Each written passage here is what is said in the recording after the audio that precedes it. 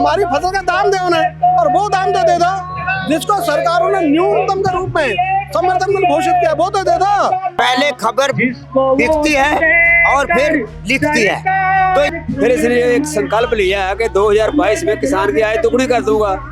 वो दुगनी छोड़ के उसे भी नीचे कर दिया। देखिए साहब, अगर बात नहीं भी हुई तो बात अपने आप हो जाएगी, क्योंकि किसान जाग चुका है, किसान रोडों पे आ चुका है। अधिकारियों को और सरकार को झुकना पड़ेगा।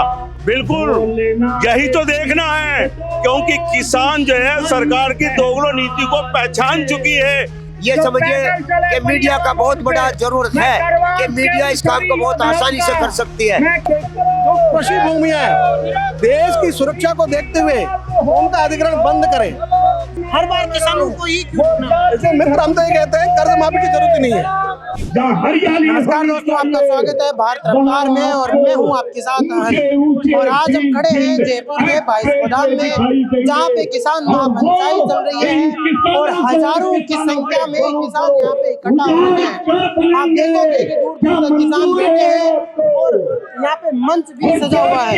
आप लगातार देख सकते हो कि किस प्रकार किसान है लगातार धरना प्रदर्शन कर रहे हैं। इससे पहले भी किसानों का कहीं धरना प्रदर्शन हुआ था। हम यहाँ से लोगों से जानना चाहेंगे कि क्यों किसानों का है वो लगातार धरना प्रदर्शन हो रहा है, और किसान क्यों है वो धरना प्रदर्शन कर रहे हैं। हम बात करते हैं सरदार जी, लगातार किसान धरना प्रदर्शन कर रहे हैं। आज किसान जयपुर पहुंच चुके हैं। ये महापंचायत क्यों रखी गई है और इसका क्या बड़ा रीजन? देखिए, महापंचायत तो यूँ रखी गई है कि मोदी जी 2014 में आए थे। उससे पहले उनका एक ही संकल्प था कि मैं आते ही स्वामीनाथन की रिपोर्ट लागू करूंगा। लेकिन इतना झूठ बोलने वाला प्रधानमंत्री हमने पहली बार देखा है, जो बात करके बदल जाता है। फिर इसने एक संकल्प लिया है कि 2022 में किसान की आय दुगनी कर दूंगा। वो दुगनी छोड़ के उसे भी नीचे कर दिया। हर चीज एक किसान के माल को छोड़ के, कोई भी हिंदुस्तान में है या दुनिया में है, वो अपना बोल भाव आप तय करता है। लेकिन किसान का दुर्भाग्य ये है कि किसान को आज तक अपने मन का भाव मोल लाभकारी मूल्य आज तक नहीं मिला। जो ये एमएसपी तय करते हैं वो लाभकारी मूल्य से नीचे तय करते हैं। हम तो कहते हैं स्वामीनाथन की रिपोर्ट है वो तुरंत लागू की जाए ताकि किसान का सुधार हो सके। ये सरकारें किसानों को, कोई भी सरकार हो, किसान कांग्रेस हो बीजेपी हो, क्योंकि कांग्रेस ने भी कोई बरेली करी, उसने भी स्वामीनाथन की रिपोर्ट को लागू कराया नहीं है। साथ में लागू हो गई थी, 7 साल से उनके पास थे। लेकिन कुल मिला के क्या है, ये सरकारें जो है किसान को ही लूटने को तैयार है। पहले 200 साल राज कर गए। एक कंपनी आई थी ईस्ट इंडिया कंपनी अंग्रेजों की, आज यही कंपनी को बढ़ावा ये दे रहे हैं। सेम उसी चाल पे चल रहे हैं। अगर उसी चाल पे चलना था तो अंग्रेज के बुरे थे क्या? अगर यही आज ये वो कर रहे हैं तो इनको करने देते। तो ये चीजें हैं, हम इसको नहीं होने देंगे। हम अपना मोल भाव जो अपने हिसाब से लेंगे। जी, आप सरदार हो और मुझे लग रहा है गंगानगर की साइड से ही आए होंगे। नहीं, मैं सरदार हूँ। सरदार हमारे हर जगह पे है, पूरे राजस्थान में है। मैं 12 डिस्ट्रिक्ट से आया हूँ। 12 कोटा 12 है ना, 12 से आया हूँ। अब मैं 1963 में वहाँ चल गया था। 1963 में बैटर के पास करके मैं वहाँ चल गया, वहाँ कास्ट कर रहा हूँ। लेकिन हम ये संघर्ष कर रहे हैं। हमारा आज तक इसने कोई ध्यान नहीं दिया सरकारों ने। सरकार कोई भी आ जाए तो इस सब से हम तो इसी मांग पे आज जो है रामपाल जी के आमंत्रण में यहाँ आए। तो हाँ, ये किसानों के आपने देखा होगा, ये कह रहे हैं कि हम किसानों की एमएसपी को लेकर है वो आए हैं और लोगों से भी जानने की कोशिश करते हैं। अभी हमने बात की तो किसानों को लेकर लगातार प्रदर्शन हुआ, एमएसपी को लेकर बात हुई। आपकी इसके लिए धरने के अलावा किसी अधिकारियों से, मंत्री से बात हुई है? देखिए साहब, अगर बात नहीं भी हुई तो बात अपने आप हो जाएगी, क्योंकि किसान जाग चुका है, किसान रोडों पे आ चुका है। अधिकारियों को और सरकार को झुकना पड़ेगा और किसानों की मांग को मानना ही पड़ेगा। उनको एमएसपी की रेट जो है निर्धारित करना ही पड़ेगी। हर खेत को पानी और हर खेत को जो है फसल जो है दाम देना ही पड़ेगा। सरकार चाहे कांग्रेस की हो या बीजेपी की हो या फिर उससे पहले अंग्रेज थे, मुगल थे, सब में किसानों की आवाज को लगातार दबाया गया। अभी आपने हनुमानगढ़ में देखा होगा, किसानों के ऊपर गोलियां चलाई गई। बिल्कुल यही तो देखना है, क्योंकि किसान जो है सरकार की दोगलो नीति को पहचान चुकी है। कि ये हमारे खिलाफ है या हमारे पक्ष में है। इसलिए किसान अब बाहर आ रहा है। रामपाल जाट के नेतृत्व में वो अपनी मांगों को मनवाने के लिए सड़कों पे उतर गया, जिसका नजारा देखा जा सकता है। जी तो जी कहाँ से आए हो? क्या नाम है? मैं सन्यासी हूँ और पूरे भारतवर्ष के अंदर घूमता हूँ। जहाँ तक आने की बात है, ये तो आना जाना चारों तरफ से लगा हुआ है, लेकिन आपसे ये कहना चाहता हूँ कि भारत की प्रजा अब बांटो राज करो की नीति को समझ चुकी है। इसलिए आज के वर्तमान के नेतागण ये समझ लें कि ज्यादा दिन दूर नहीं है कि जनता अपना हक मांगेगी।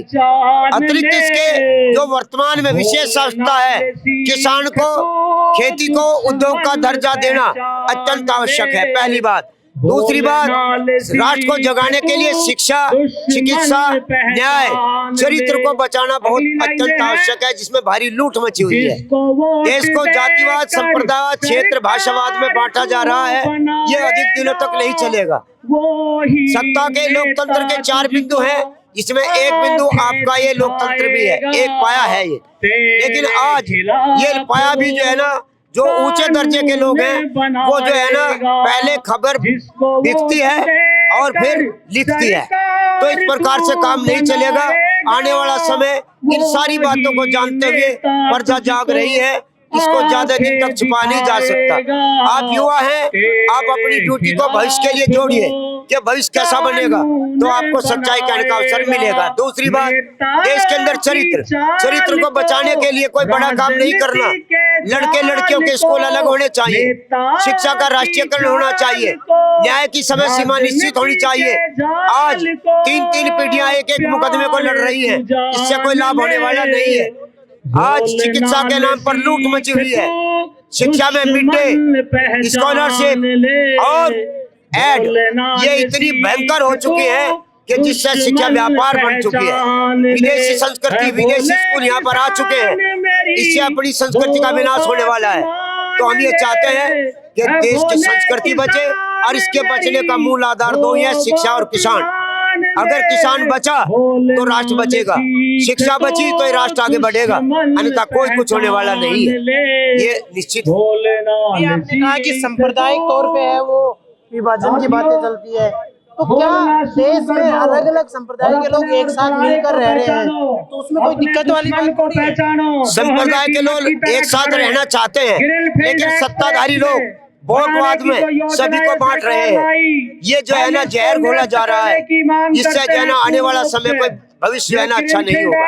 तो हम लोगों को चाहिए, सरकार की जरूरत है, अवश्य जरूरत है, लेकिन सरकार प्रत्येक नागरिक को राष्ट्र का नागरिक समझे, ना कि किसी जाति संप्रदाय को समझे। और जाति संप्रदाय कॉलम मात्र 4 जगह लिखा जाता है, जन्म प्रमाण पत्र, शिक्षा प्रवेश पत्र, और तीसरा रोजगार, चौथा अंतिम मृत्यु प्रमाण पत्र। अगर इस चारों कॉलम को दोनों कॉलम को 4 जगह से हटा दे तो देश अभूतपूर्व तरक्की करेगा। धर्म परिवर्तन की समस्या हल होगी, छुआछूत की समस्या हल होगी, और देश निरंतर आगे बढ़ेगा। काम छोटा बड़ा नहीं समझा जाएगा, हर आदमी मिलकर रहेगा, पूर्व पश्चिम नहीं रहेगा। तो इसलिए आवश्यकता है कि हम जो है ना, इन सारी रूढ़िवाद को समाप्त करें, और इसमें आप रूढ़िया का आप जो है ना, ये समझिए कि मीडिया का बहुत बड़ा जरूरत है, कि मीडिया इस काम को बहुत आसानी से कर सकती है। छोटे छोटे दल अगर कर रहे हैं तो बड़ा समय लगेगा। आप लोगों को आवश्यकता है, हमारा बुढ़ापा जा चुका है, आप लोग अनुभव लीजिए और अपने भविष्य को संवारिए, यही हमारा कहना है। तो यहाँ पे लगातार बात होती है कि सांप्रदायिक तौर पे विभाजन नहीं होना चाहिए। हमारे साथ रामपाल जाट है, जो कि यहाँ पे किसान महापंचायत है, इसको नेतृत्व कर रहे हैं। आइए हम इनसे बात करते हैं। आपको देकर के आए, इसलिए मेरे साथ एक नारा लगाओ, खुशहाली के 2 आयाम, एक पानी फसल को कोई जुबान कोई। लगातार किसान महापंचायत हो रही है आज के दिन में, और यहाँ पे किसानों की मांगे है कि MSP को है वो हमारी मांगे पूरी की जाए। इसके अलावा भी किसानों की बहुत सारी मांगे हैं। इसके अलावा मांग है कि खेत को पानी मिले, इसके अलावा भी मांग है कि नो एक्सप्रेस पे ग्रीन फील्ड का नाम से बनाए, सरकार उनको निरस्त करे। ये भी मांग है कि जो कृषि भूमियां है, देश की सुरक्षा को देखते हुए उनका अधिग्रहण बंद करें। इन मांगों के लिए किसान लड़ रहा है अपने गांव से लेकर जयपुर तक। तो अगर मैं बात करूं किसानों की, तो हर बार बात होती है किसानों के ऊपर गोलियां भी चलती है, कर्ज माफी की बात होती है, सरकार किसानों को कर्ज माफी नहीं होती है, हर बार किसानों को ही क्यों चुनना? इसलिए मित्र हम तो ये कहते हैं कर्ज माफी की जरूरत ही नहीं है, हम तो कर्ज मुक्ति की बात करते हैं। आप तो हमें हमारी फसल का दाम दे दो, हम दे देंगे तुमको कर्ज। किसान कर्ज देगा सरकारों को, इसलिए हमारी फसल का दाम दे उन्हें, और वो दाम तो दे दो जिसको सरकारों ने न्यूनतम के रूप में समर्थन मूल्य घोषित किया, वो तो दे दो, वो भी नहीं दे रही। अभी जो खरीद हुई है सोयाबीन, मूंगफली, मूंग और उड़द की 2% भी नहीं है। जी जी। तो अगर मैं बात करूं, आपके यहाँ किसी और से बात हुई है, जैसे मुख्यमंत्री से मुलाकात हुई हो? हम तुम्हारे साथ हैं। हमारी बात तो सबसे हो रही है, लेकिन ये बात करते हैं काम नहीं करते। अच्छा, बात करते हैं काम नहीं करते। हाँ, हमसे तो बात भी नहीं करते, हमसे बात इसलिए नहीं करते, हमसे बात करेंगे तो बात तर्क नहीं है। तो हम देखें, हम तर्क के साथ बात करते हैं, तुम्हारी उचित बात तो मान लेंगे, हमारी बात तो तुम मान लो। सरकार तैयार नहीं है। उन्होंने वार्ता की 3 अक्टूबर को, एक काम नहीं किया उनमें, सब पे सहमति हुई और काम नहीं करते। क्या करें इनसे बात कर? जी जी। ये थे रामपाल जाट जो कह रहे थे कि हम अब आगे की रणनीति में बताएंगे। धन्यवाद। मैं हरी लक्ष्मीनारायण कैमरामैन के साथ।